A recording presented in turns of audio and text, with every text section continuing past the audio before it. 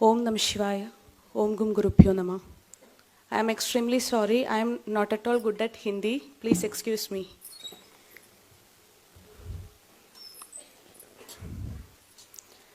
आदरणीय गुरुनाथ, मंच पर उपस्थित सभी मान्यवर और यहाँ उपस्थित सभी देवियों और सज्जनों, आप सभी को मेरा नमस्कार। मैं डॉक्टर अनघा केरल के त्रिशूर जिले से हूँ।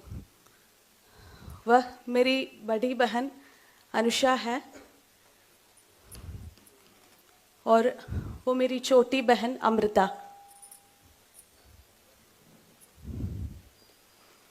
आज हम तीनों आचार्य श्रीमन मनोज जी के शिष्य हैं और आर्ष विद्या समाजम के फुल टाइमर्स भी है। मैं आपके सामने उस दर्दनाक अनुभवों को साझा कर रहे हैं जो हमारे परिवार ने 4 साल पहले झेला था। हमारा जन्म बहुत ही ऑर्थोडॉक्स ब्राह्मण फैमिली में हुआ था। बहुत छोटी उम्र से ही हम घर पर कई प्रकार के अनुष्ठान और दैनिक पूजा देखते हुए बड़ी हुई है। मुझे केवल कुछ अनुष्ठानों के अलावा इस बात का कोई अंदाजा नहीं था कि सनातन धर्म क्या है, भारत का वास्तविक इतिहास क्या है और समकालीन चैलेंजेस क्या होती है। यह अज्ञाता मुझे इस्लाम के गड्ढे में ले आया। मैं हर किसी की तरह अच्छी पढ़ाई करके एक अच्छी नौकरी पाकर अपने परिवार की देखभाल करके और एक अच्छा फिजियोथेरेपिस्ट बनने का सपना लेकर कॉलेज गई थी, लेकिन कुछ और ही मेरे इंतजार कर रहा था। यह एक ऐसा समय था जिसने मेरे जीवन का दिशा बदल दी। मैं अपने कॉलेज के दिनों में हॉस्टल में रहती थी। मेरे रूममेट्स में मुसलमान अधिक थे। हमारे बातचीत में रिलीजन कॉमन टॉपिक बन गया। सबसे पहले उन्होंने मुझे हिंदू धर्म के बारे में क्वेश्चंस पूछना शुरू किए। आप सभी ने केरला स्टोरी फिल्म देखी होगी। मैंने भी फिल्म में कैरेक्टर शालिनी उन्नीकृष्णन जैसे ही क्वेश्चंस को सामना किया है। मैं उनको किसी भी क्वेश्चंस को आंसर नहीं दे पाई क्योंकि मैं अपने धर्म के बारे में कोई जानकारी नहीं थी। ये क्वेश्चंस धीरे धीरे क्रिटिसिज्म्स एंड इंसल्ट्स में बदल गई। वे क्षण थे जब मुझे ये कहने में भी शर्म आती थी कि मैं हिंदू था। मेरे परिवार वालों को भी कोई क्वेश्चंस को सैटिस्फैक्टरी और क्लियर जवाब नहीं दे पाई। मुझे सिर्फ यही आंसर मिला था कि हम अपने पूर्वजों को बताने रास्ते पर चलते हैं बस। लेकिन मैं इस आंसर से खुश नहीं था। मैं इन सवालों का जवाब खोजने के लिए बहुत कोशिश की लेकिन सफल नहीं हुई। इसलिए जब मैं एक कंफ्यूज्ड स्टेट में थे, मेरे फ्रेंड्स ने मुझसे इस्लाम के बारे में बात करना शुरू किया। उन्होंने बताया कि इस्लाम दुनिया का सबसे अच्छा रिलीजन है। अगर मैं इस्लाम के बारे में क्वेश्चंस करते तो वे पूरे आंसर्स देते थे क्योंकि उन्होंने बचपन से ही मदरसा में उनकी रिलीजियस शिक्षा प्राप्त की थी। लेकिन मैं सनातन धर्म की बेसिक चीज़ों भी नहीं जानती थी। इसलिए मुझे उनके विचारों से प्रभावित होने में देर नहीं लगी। मैं अपने पहचान खोने लगा। तब तक मैं मानती थी कि सभी ईश्वर एक है और मानने लगा कि अल्लाह ही एकमात्र ईश्वर है। इस्लाम ने सबसे पहले मुझे सिखाया कि बाकी सभी रिलीजियंस के ईश्वर संकल्प और उनके अनुयायी नित्य नरक के अवकाशी है और सभी गैर मुसलमान मेरे लिए काफिर हो गए। तब तक मैं बिनती, कुमकुम, चंदन लगाती थी और धीरे से मैं मुस्लिम महिला की तरह कपड़े पहनने लगी। गाना, नाचना सब कुछ मेरे लिए हराम हो गया। मुझे लगने लगा कि मंदिर जाना और मंत्र का जप करना व्यभिचार जितना ही गलत है।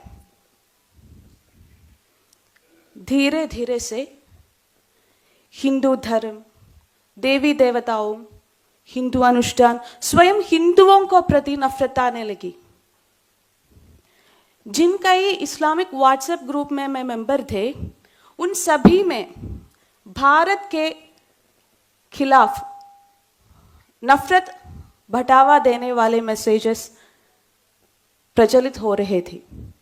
उन सारे मैसेजेस का टोन सिर्फ यही था कि भारत एक हिंदू राष्ट्र है और यहाँ विभिन्न तरीकों से इस्लाम का डोमिनेंस स्थापित किया जाना चाहिए और सभी मुसलमानों को इसमें इसके लिए योजनाएं में भाग लेना चाहिए।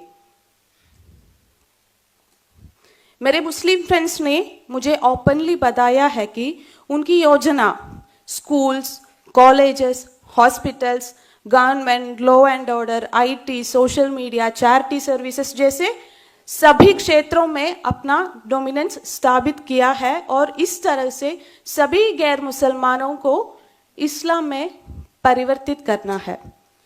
उन्होंने ये भी कहा कि सीएए, एनआरसी आदि भारत के मुसलमानों को नुकसान पहुंचाने के लिए है और इनको डटकर मुकाबला देना चाहिए।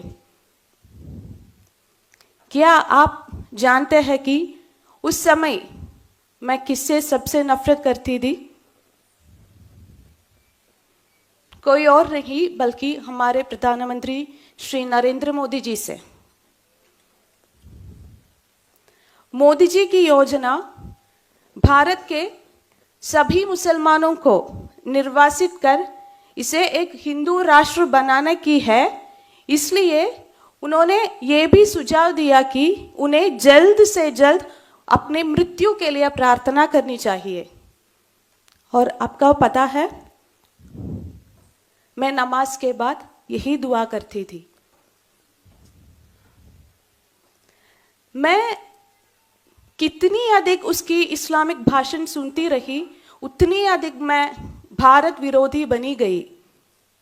सच तो यह है कि मैं एक भयानक मानसिक स्थिति में पहुंच गई थी कि अगर जरूरत पड़ने पर भारत के खिलाफ लड़ने से भी नहीं हिचकिचाती। क्या आप कल्पना कर सकते हैं मैं किस तरह की भयानक स्थिति में थी? किसी को इस्लाम में लाना इस्लाम में बड़ा पुण्य माना जाता है, इसलिए मैं अपने पूरी फैमिली को कन्वर्ट करने की कोशिश की। सबसे पहले मैं अपनी छोटी बहन अमृता को कन्वर्ट करने की कोशिश की।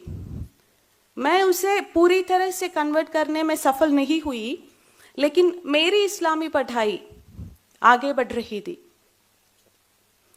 मेरे दोस्तों ने मुझे तफसीर, जो कुरान का व्याख्यान होता है, वो मुझे दिया और साकिर नायक, एमएम अकबर जैसे इस्लामिक प्रीचर्स का वीडियोस भेज दिए। उसे पढ़कर और सुनकर मैं इस्लामी विरोधी होती गई, हिंदू विरोधी होती गई। कॉलेज के बाद मुझे कोड़िकोड, केरल के कोड़िकोड में नौकरी मिल गई थी, जहां मुस्लिम डोमिनेटेड एरिया है। और वहाँ मेरे पेशेंट्स और उनके बाईस्टैंडर्स जो इस्लाम के प्रति मेरे झुकाव को समझते थे, उन्होंने मुझे हर तरह से सपोर्ट देना शुरू कर दिया। उन्होंने ये भी कहा कि मेरा इस्लामिक लीगल कन्वर्शन के लिए वे हर तरह से मदद करेंगे। मैं उनके इस उत्साह से एक्चुअली हैरान थी। इस्लाम सिखाने के 6 साल बाद 2020 में मैं कन्वर्शन करके अपना नाम बदलकर आयमा अमीरा बनके पूरी तरह से मुसलमान बनने का फैसला किया। लेकिन उससे पहले इसके बारे में मैं अपने परिवार वालों को ओपनली बताने को डिसाइड किया। मुझे पक्की तौर पर मानती हूँ कि उस क्षण से मेरे जीवन में ईश्वर और गुरु का अदृश्य हस्तक्षेप था। मैं अपने नौकरी से इस्तीफा दे दिया और घर आ गई। यह जो समय था जब हमारे परिवार ने एक लंबे लॉकडाउन पीरियड के बाद फिर एक साथ था। मेरे माता पिता को अंदाजा था कि मैं इस्लाम के बारे में सीख रही हूँ, लेकिन उन्होंने कभी नहीं सोचा कि मैं कन्वर्ट हो जाऊंगी। एक दिन मैं अपनी मासूस माता पिता को ये खबर बताई कि मैं इस्लाम स्वीकार कर लिया हूँ और अब मैं एक मुस्लिम महिला हूँ। क्या आप जानते हो इसके बाद क्या हुआ? वे ऐसे घटे थे जैसे उनके सिर पर वार किया गया है। वे जो अपने दिल और दिमाग पर श्री कृष्ण भगवान को रखते हैं, मेरे बात को सहन नहीं कर सके। खुशी के दिन दुख में बदल गई। मेरे माता पिता मेरे सामने बैठकर रोते रहते थे। उन्होंने गाना बंद कर दिया। वे हर समय केवल रोते रहते थे, लेकिन वे मेरे फैसले से मुझे निकाल नहीं कर सके, क्योंकि मेरे क्वेश्चंस का जवाब उनके पास नहीं थे, इसलिए वे हेल्पलेस थे। मैं घर पर ही नमाज पढ़ना शुरू किया। जब समय पर नमाज नहीं पढ़ पाती तो मैं निर्दयी हो जाती थी, क्योंकि मुझे डर था अगर मैं समय पर नमाज नहीं पढ़ी या नमाज छोड़ दी तो अल्लाह मुझे सजा देगा। तब तक मैं चोरी छुपी नमाज पढ़ती थी, लेकिन एक दिन मैं खुलेआम नमाज पढ़ने को डिसाइड किया। जब मेरी पापा ने नीचे पूजा करते थे, मैं ऊपर नमाज पढ़ती थी। एक दिन मेरी माँ ने यह देख लिया। वह टूट गई।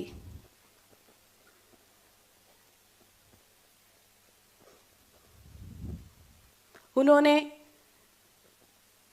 पूजा कमरे जाकर नारायणा नारायणा चिल्लाकर रोने लगी। यह सुनकर मैं नीचे आ गई। पूजा कमरे में विग्रहों को देखकर मैं बहुत चिढ़ हुई। मैं मां से कहा, तुम किस नारायण को प्रार्थना कर रही है? तुम्हें बचाने के लिए कोई नहीं आएगा, क्योंकि ऐसा एक ईश्वर ही नहीं है। वो ईश्वर नहीं, शैतान है, शैतान। ये सुनकर मेरी मां रोते रोते मेरे पैरों पर गिरा और बोली, बेटी मत जाओ। अगर तुम गई तो हम चारों आत्महत्या कर लेंगे। इसे सुनकर मुझे और भी गुस्सा आ गया। मैंने कहा कि तुम काफिर हो, तुम नरक के बारे में निश्चित हो। तुम आत्महत्या करो या ना करो, मुझे कोई परवाह नहीं होगी। मेरी जगह आप अपने बच्चों को कल्पना करें, जिसे यदि वो आपका बेटी या बेटा जिसे आपने प्यार से पाला और बड़ा किया है, उसने आपके साथ यह कहते तो आपको कैसा लगेगा?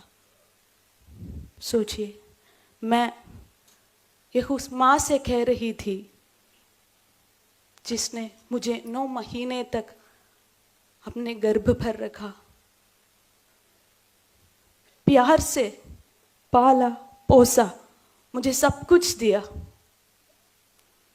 दरअसल मेरे दिमाग में ये शैतानी विचारधारा दी जो मुझे यह कहने में मजबूर कर दिया था।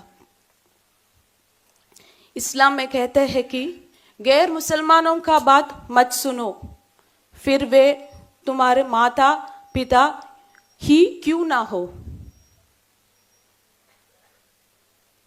ये सुनकर मेरी माता पिता निराश हो गई। उन्हें समझ आया कि उनके आंसू और सलाह मुझे वापस नहीं ला सकते हैं।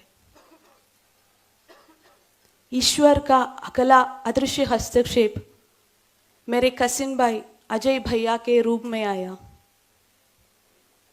एक दिन उन्होंने कहा कि सिर्फ इसलिए हमारे पास तुम्हारे क्वेश्चंस का जवाब नहीं है, इसका मतलब यह नहीं है कि इन क्वेश्चंस का जवाब ही नहीं है। एक ऐसी जगह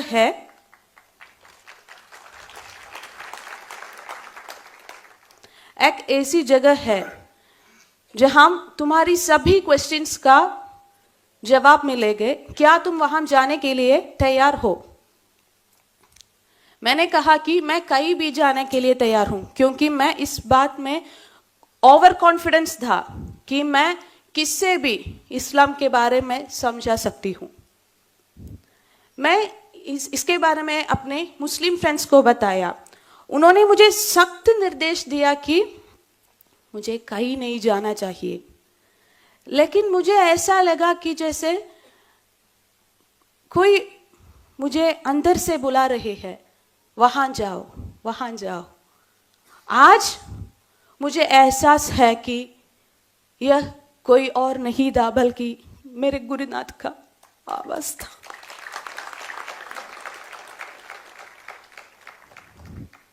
जैसे 26 अगस्त 2020 में इस गर्व के साथ मैं आर्ष विद्या समाजम आई थी कि मैं वहां से सबको इस्लाम में कन्वर्ट करूंगी। शुरू के 2 दिनों में वहां के टीचर से बात की। मुझे जो तर्क पता था इसको I was dealing with them. तीसरे दिन ही हम आचार्य श्री मनोज जी से मिले। आचार्य जी के साथ डिबेट हुआ। आचार्य जी ने उसी कुरान और हदीस के आधार पर बात करती थी जिसे मैं दैविक वचन मानती थी। आचार्य जी ने कुरान के ईश्वर संकल्प, अनसाइंटिफिक फैक्ट्स, अंधविश्वास, मोहम्मद के क्रुएल्टीज एक्सेट्रा के बारे में बात की। क्या आप विश्वास करेंगे, जिस आइडियोलॉजी मेरे माता पिता के आंसू, मेरे रिश्तेदारों के सलाह, मेरी बहनों और दोस्तों के बातें को बदल नहीं सके, उस आइडियोलॉजी को आचार्य जी ने बहुत शांति से एक फूल तोड़ने जैसे बदल दिया।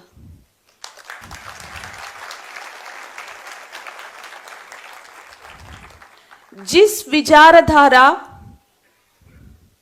को मैं पिछले 6.5 साल सच मानती थी, उसे आचार्य जी ने सिर्फ और सिर्फ 3.5 घंटों से गलत साबित किए।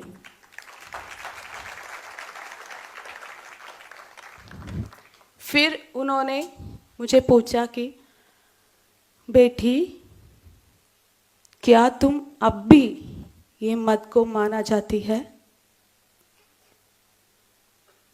मैं आचार्य जी के सामने हाथ जोड़े और नम आंखों से कहे, मुझे इस्लाम नहीं चाहिए।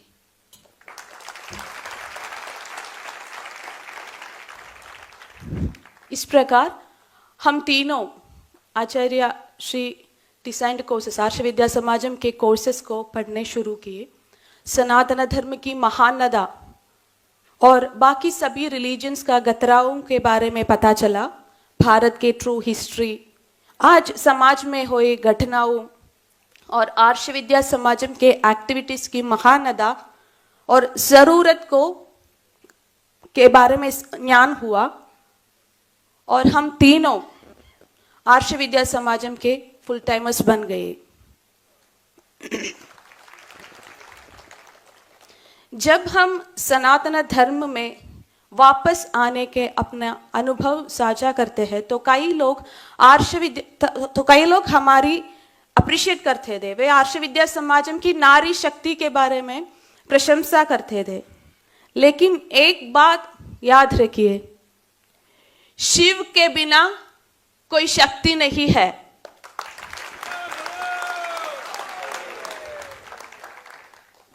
जी, अगर आचार्य श्री मनोज जी नहीं होते तो हम में से कोई भी आज आपके सामने बोल नहीं रहा होता।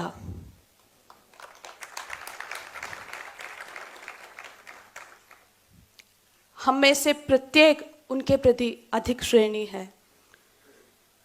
इसको चुकाया नहीं जा सकता, भले ही हम अपना जीवन उनके चरणों में समर्पित क्यों ना कर दे। क्या आप कल्पना कर सकते हैं उनका ज्ञान और प्रभाव कितना होता कि हम जो खुद को हिंदू कहने में भी शर्मिंदा थी, उन्होंने हमें सक्षम बनाया कि आज हम स्वाभिमानी हिंदू कहते हैं।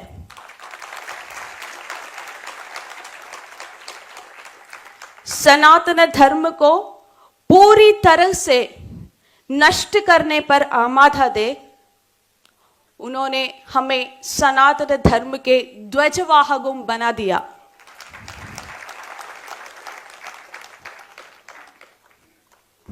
हम अपने जीवन का अंतिम सांस तक आचार्य जी और उनके मिशन के साथ रहेंगे।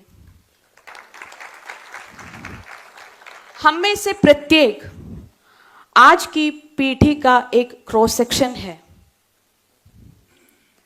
यदि आप इस बारे में सावधान नहीं रहेंगे, यदि आप नेसेसरी स्टेप्स नहीं लेंगे तो यह स्थिति जल्द ही आपके परिवार में भी आ सकती है। क्या हमारे बच्चों किसी रस्सी से लटककर और किसी चाकू से कटकर और किसी के फ्रिज में टुकड़े टुकड़े होकर खत्म होने के लिए है? कभी नहीं ना।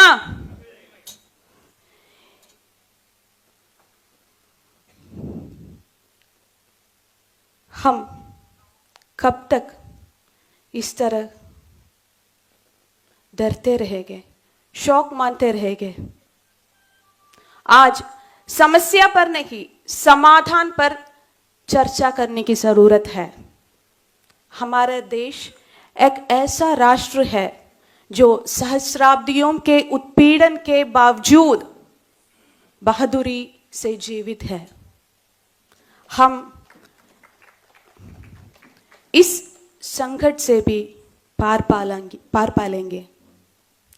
सनातन धर्म की दिव्य रोशनी विश्व के कोने कोने तक पहुंचेंगे। लेकिन एक बात याद रखिए, हम लाखों मिशनरियों से लड़ने जा रहे हैं। इसलिए हमारा योजनाएं भी उतना ही स्ट्रांग होनी चाहिए। आप चिंता ना करें, आचार्य जी द्वारा प्रतिकल्पित धर्म प्रचारक पद्धति ही इसका समाधान है। इसके लिए हमें पूर्णकालिक कार्यकर्ताओं की जरूरत है। इसमें आप इंटरेस्टेड है तो आगे आना चाहिए। अगर आपको अब इसमें एक्टिवली इन्वॉल्व नहीं कर सकते हैं तो आप इंटरेस्टेड कैंडिडेट्स को रेकमेंड कर सकते हैं, या फिर 1 साल के लिए कम से कम एक धर्म प्रचारक को स्पॉन्सर कर सकते हैं। और ये करने में भी आप सक्षम नहीं है तो कृपया जो लोग के कॉन्टैक्ट्स देकर मदद करें जो स्पॉन्सर कर सकते हैं। यदि आप ऐसा भी नहीं कर सकते हैं तो मेरा आप सभी से अनुरोध है कि कम से कम आर्ष विद्या समाजम के लिए महाराष्ट्र में एक सेंटर खोलने का प्रयास करें।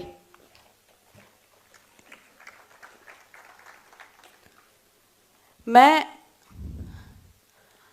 अपनी एक्सपीरियंसेस आपकी सहानुभूति या प्रशंसा पाने के लिए नहीं बताए।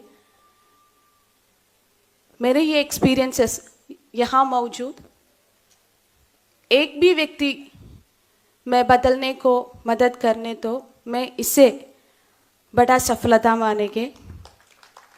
इतने लंबे समय तक मुझे पेशेंटली सुनने के लिए सभी को मेरे धन्यवाद। सब कुछ गुरुपद पर समर्पित करके ओम नमः शिवाय, ओम गुम गुरुभ्यो नमः।